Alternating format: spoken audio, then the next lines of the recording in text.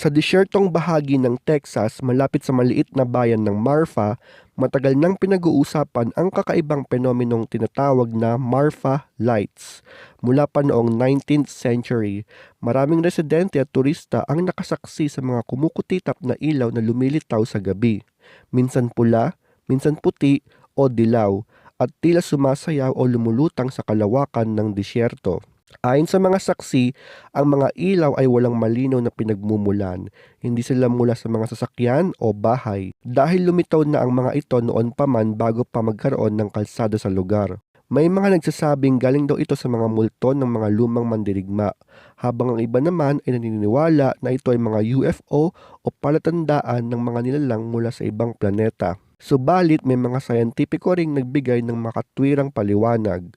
Ayon sa ilan, ang Marfa Lights ay maaaring resulta ng atmospheric reflection, isang epekto ng hangin, init at halumigmig na nagpapabaluktot ng liwanag mula sa malalayong sasakyan o ilaw.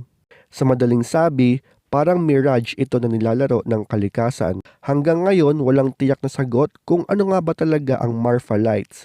Ngunit ang misteryong ito ay patuloy na umaakit ng mga bisita at mananaliksik na gustong magsilayan ang kakaibang tanawin ng liwanag sa gitna ng dilim.